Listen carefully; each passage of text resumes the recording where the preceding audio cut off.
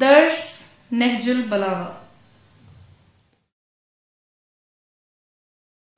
اعوذ باللہ من الشیطان اللعین الرجیم، بسم اللہ الرحمن الرحیم، الحمد للہ رب العالمین، والعاقبۃ للمتقین، والصلاۃ والسلام علی سید الانبیاء والمرسلین ابی القاسم محمد صلی اللہ علیہ وآلہ وسلم، وعلی آلہ الطیبین الطاہرین المعصومین، الذین اذھب اللہ عنہم الرجس وطہرہم تطہیرا، وَلَعْنَةُ اللَّهِ عَلَىٰ أَعْدَائِهِمْ أَجْمَعِينَ، أَمَّا بَعْدُ فَقَدْ قَالَ أَمِيرُ الْمُؤْمِنِينَ عَلِيُّ بْنُ أَبِي طَالِبٍ عَلَيْهِ السَّلَامُ مَا أَزْمَرَ أَحَدٌ شَيْئًا إِلَّا ظَهَرَ فِي فَلْتَاتِ لِسَانِهِ وَصَفْحَاتِ وَجْهِهِ۔ انتہائی محترم و مکرم ناظرین گرامی قدر، امیر المومنین علی بن ابی طالب علیہ السلام کے حکیمانہ کلمات قصار ہمارا موضوع گفتگو ہے۔ آج جس فرمان مقدس کے بیان سے آغاز کیا جا رہا ہے، اس میں امیر المومنین علی بن ابی طالب علیہ السلام نے انسان پر طاری ہونے والی مختلف حالتوں کو بیان فرمایا ہے۔ ارشاد فرماتے ہیں کہ انسان اپنے دلوں میں ایک بہت سی چیزیں چھپا کے رکھنا چاہتا ہے، بہت سی چیزیں ایسی ہوتی بھی ہیں جنہیں چھپانا چاہیے، اس لیے کہ امیر المومنین علی بن ابی طالب علیہ السلام نے ہی ارشاد فرمایا کہ حتی المقدور کوشش کرو کہ اپنے راز سے کسی کو باخبر مت ہونے دو، اس لیے کہ جب تک وہ راز رہے گا وہ تمہارا قیدی ہے، اور جب وہ راز تمہاری زبان کے راستے نکل جائے گا، آزاد ہو جائے گا، تو اب تم اس کے قیدی ہو، اس کی مرضی آپ کو تخت پہ بٹھا دے، اس کی مرضی آپ کو تختہ دار پہ لٹکا دے۔ لیکن بس اوقات انسان اپنے دل کی بات کو چھپانے کی بڑی کوشش کرتا ہے، اپنے تئیں عقل کل بننے کی کوشش کرتے ہوئے یہ سمجھتا ہے کہ مجھ سے زیادہ ذہین و فطین کوئی بھی نہیں، وہ یہ سمجھتا ہے کہ جو بھی بات مجھ تک پہنچتی ہے وہ گویا کہ دفن ہو جاتی ہے، وہ کبھی کسی کو اس کی خبر تک نہ ہونے پائے گی۔ لیکن انسانی فطرت میں عجیب و غریب قسم کے حالات و واقعات آتے ہیں، کچھ چیزیں ایسی ہیں کہ جو اختیاراً ہوتی ہیں، اور کچھ چیزیں ایسی ہیں جو بے اختیاراً انسان سے سرزد ہوتی ہیں۔ کچھ چیزوں پہ انسان مکمل کنٹرول رکھتا ہے، اور کچھ چیزوں پر کنٹرول رکھنے کے باوجود اس سے قابل نہیں رہتی۔ ایسی چیزیں جو انسان کے کنٹرول میں نہیں رہ پاتی، وہ کچھ راز ہوتے ہیں۔ امیر المومنین علی بن ابی طالب علیہ السلام ارشاد فرماتے ہیں کہ جب کبھی کوئی انسان کسی بات کو دل میں چھپانا چاہتا ہے، عقل اپنے تئیں کچھ اور بیان کرنے کی کوشش میں مصروف ہوتی ہے، اور اس پہلو سے غافل ہو جاتی ہے، اور سبقت لسانی سے وہ راز اس کی زبان پہ آ جاتا ہے۔ اور یہ ظاہر سی بات ہے، جب وہ لفظ آپ کی زبان سے ایک مرتبہ نکل گیا، خواہ وہ بے ساختہ نکلا، اب وہ آپ کے کنٹرول میں نہیں رہے گا، نہ ہی کبھی وہ واپس آ سکے گا۔ اس راز کے عیاں ہونے کی دوسری کیفیت کو بھی علی بن ابی طالب علیہ السلام بیان فرما رہے ہیں کہ کبھی زبان سے تو آپ کچھ نہیں کہیں گے، زبان پہ تو مکمل کنٹرول ہوگا، لیکن تمہارا چہرہ بول رہا ہوگا. تاڑنے والے قیامت کی نگاہ رکھتے ہیں. تمہارے چہرے سے پڑھ لیں گے کہ تمہارے دل میں کوئی بات ایسی ہے جسے تم چھپانے کی کوشش کر رہے ہو, لیکن اس پہ مکمل کنٹرول نہیں کر پا رہے. وہ تمہارے چہرے کے اتار چڑھاؤ کو دیکھ کر نتیجے تک پہنچ جاتے ہیں. تو عزیزان گرامی, انسان کو اتنا صاف گو ہونا چاہیے, اتنا پاکیزہ سوچ کا حامل ہونا چاہیے, اس کا ہر کام صرف اور صرف اللہ کی رضا کے لیے ہونا چاہیے. اگر اس کو چھپا رہا ہے تو بھی اللہ کے لیے ہو, اس کو ظاہر کر رہا ہے تو بھی اللہ کے لیے ہو. اگر ایسی بات اگر کبھی انسان کی زبان سے سبقت لسانی کی وجہ سے نکل بھی جائے, یقیناً پچھتاوا ہوگا. بسا اوقات ایسے رازوں کا اچانک ایسے انداز میں سبقت لسانی سے زبان سے نکل جانا, چہرے سے عیاں ہو جانا, دشمن کو بہت فائدہ پہنچاتا ہے. اور خصوصاً اگر اس راز کا تعلق جنگی رازوں سے ہو, خصوصاً آج کے دور میں جب کہ جنگ کے انداز بدل چکے ہیں, آپ دشمن کے خلاف اپنے حرب و ضرب کے داؤ پیچ استعمال کرنا چاہتے ہیں. اگر دشمن تمہارے چہرے کو پڑھ کر تمہارے داؤ پیچ کو سمجھ لے تو دشمن تم پہ حملہ آور ہو سکتا ہے. دشمن تجھ پر حملہ کرنے میں پہل کر کے تجھے نیست و نابود کر سکتا ہے. تو بہرحال انسان کو حتی المقدور اپنے اسرار کو پنہا رکھنے کی کوشش کرنا چاہیے, لیکن اس خدشے کے لیے بھی تیار رہنا چاہیے کہ اگر کبھی وہ راز زبان سے نکل بھی جائے تو پھر اس کا جو انجام سامنے آئے گا, اس انجام کے لیے تیار ہونا بھی اور منصوبہ بندی کرنا بھی بہت ضروری ہے. ایک اور دوسرا حکیمانہ فارمولہ جو انسان کو امیر المومنین علیہ الصلوۃ والسلام ایک تحفہ کے طور پر عطا فرما رہے ہیں, ایک گفٹ ہے, تحفہ ہے, ہدیہ ہے. اگر واقعا امیر المومنین علیہ الصلوۃ والسلام کے اس فرمان کے مختلف پہلوؤں پہ ہم نے پوری طرح غور و فکر کی اور اس پہ عمل کرنے کی کوشش کی تو بہت سے فوائد حاصل ہوں گے. سرکار امیر المومنین علی ابن ابی طالب علیہ الصلوۃ والسلام اپنے اس فرمان میں ارشاد فرماتے ہیں, امشی بدائک ما مشابک, یعنی اپنی بیماری کو جس حد تک برداشت کرتے ہو برداشت کرو, جتنی ہمت ساتھ دیتی ہے اتنا ساتھ ساتھ چلتے رہو. علاج کرنے میں جلدی نہ کرو, مرض کے سامنے ہتھیار مت ڈالو, خود اعتمادی, جرات, حوصلہ اور بیماری کا مقابلہ کرنے کے لیے ذہنی طور پر تیار رہو.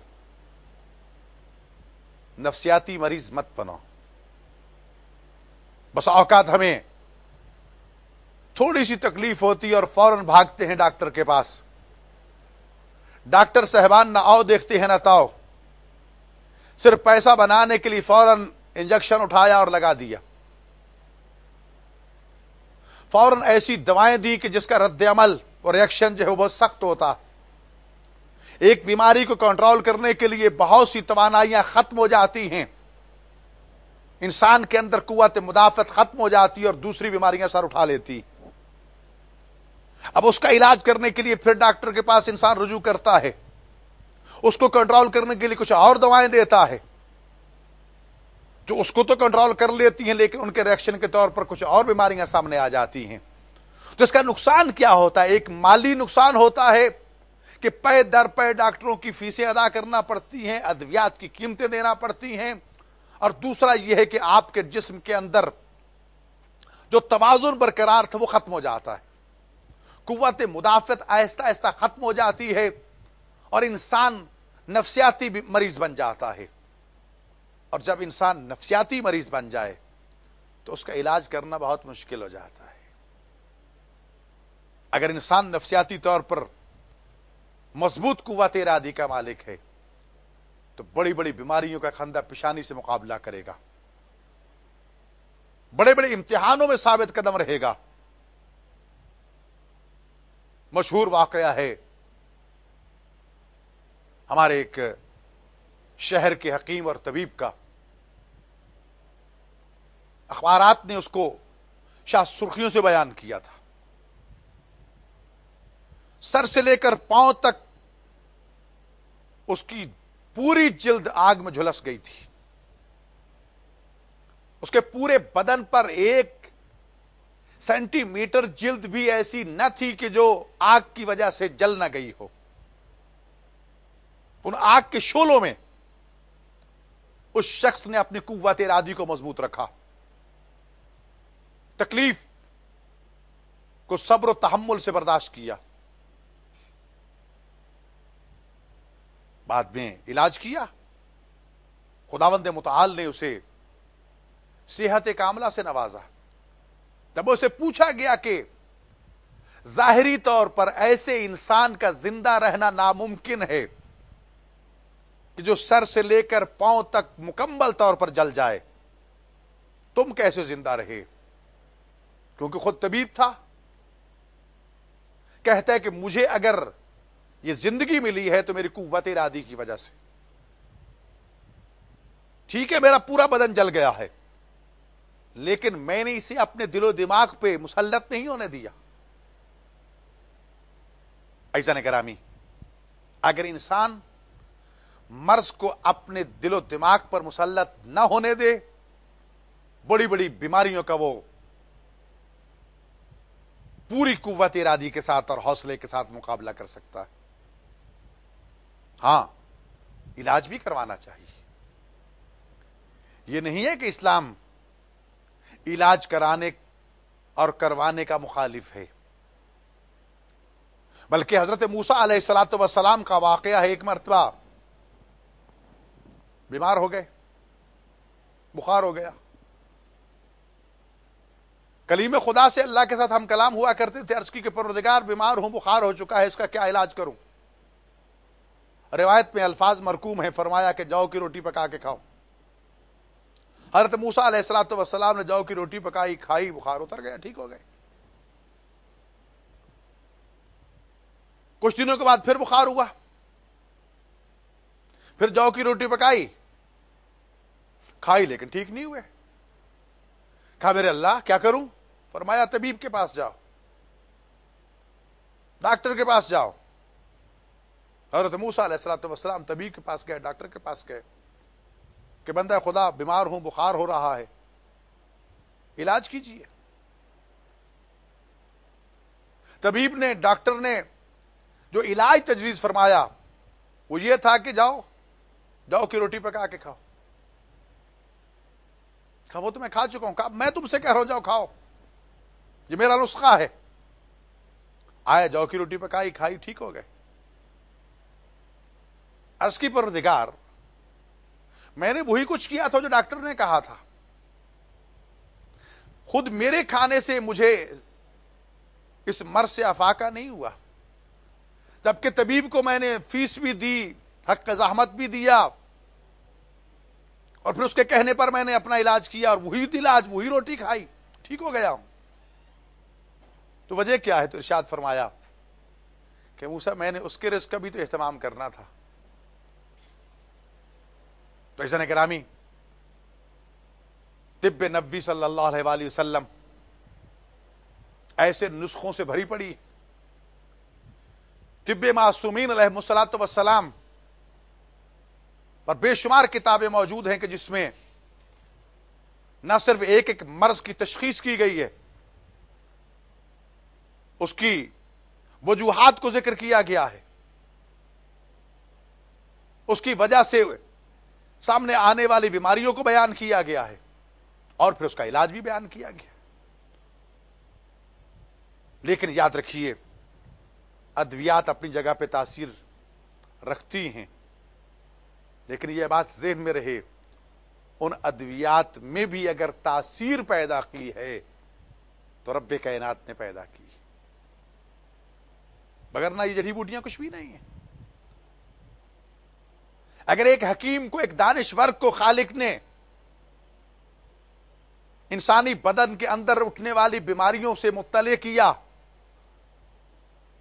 ان کا علاج، اس کا حل اس کے دل و دماغ میں ڈالا اور اس نے اس سے ادویات تیار کی، تو یہ عقل و شعور بھی خالق نے عطا فرمائی ہے۔ اسی لیے کہا جاتا ہے فَإِذَا مَرِضْتُ فَهُوَ يَشْفِينِ، کہ میں جب بھی بیمار ہوتا ہوں شفا مجھے اللہ ہی عطا کرتا ہے۔ اس لیے لکھا جاتا ہے شفا من جانب اللہ، کہ شفا تو اللہ کی طرف سے ہے، انسان ایک کوشش کرتا ہے، ایک زحمت کرتا ہے، ایک تدبیر کرتا ہے۔ تو عزیزان گرامی، اگر ہم حضرت امیر المومنین علی بن ابی طالب علیہ الصلوۃ والسلام کے اس فرمان پر عمل کریں کہ علاج کے مقابلے میں احتیاط کریں، علاج سے بہتر پرہیز، مشہور و معروف دانشوروں کا یہ قول ہے۔ اس لیے امیر المومنین علی بن ابی طالب علیہ الصلوۃ والسلام فرماتے ہیں کہ مجھے دوائی کی ضرورت ہی کبھی نہیں پڑی، اس لیے کہ میں اس وقت تک کھانا کھاتا نہیں جب تک مجھے بھوک نہ لگے، اور ابھی بھوک باقی ہوتی ہے کھانا کھانا چھوڑ دیتا ہوں۔ اللہ اکبر! میں اپنے کھانے کا آغاز نمک سے کرتا ہوں، اختتام نمک سے کرتا ہوں، ہاتھوں سے کھاتا ہوں، لقمے کو اچھی طرح چباتا ہوں۔ تو یہ طعام کے جو آداب ہیں، اگر ان کو ہی انسان دیکھ لے تو ہزاروں بیماریوں سے انسان محفوظ رہ جاتا ہے۔ لذا امیر المومنین علی بن ابی طالب علیہ الصلوۃ والسلام کا یہ فرمان کہ امشی بدائک ما مشابک، کہ بیماری کے ساتھ جتنی دور تک چل سکتی ہو چلو، جب دیکھو کہ بیماری نے اب تمہیں صاحب فراش کر دیا ہے تو پھر علاج کرو۔ ہاں، کچھ بیماریاں ایسی ہیں کہ جن کا فوراً علاج ہونا چاہیے، کچھ وبائی امراض ہیں، اسلام یہ اجازت نہیں دیتا کہ وبائی امراض کو تم بالکل کھلا چھوڑ دو تاکہ پورے معاشرے کو اپنی لپیٹ پہ لے لیں۔ اگر ایک طرف اسلام یہ کہتا ہے کہ سؤر المؤمن شفاء لکل داء، کہ مومن کا جھوٹا پینا ہر بیماری کا علاج ہے، تو دوسری طرف جہاں وبائی امراض کا معاملہ آتا ہے تو ارشاد ہوتا ہے فر من الجذامی کما تفر من الاسد، کہ جو کوڑ کی مرض کا، جذام کی مرض کا مریض ہے اس سے اس طرح بھاگو جس طرح شیر سے ڈر کے بھاگتے ہو۔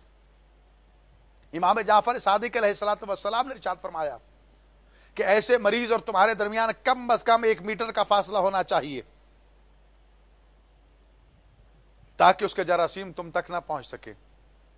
تو احتیاطی تدابیر بھی ہیں،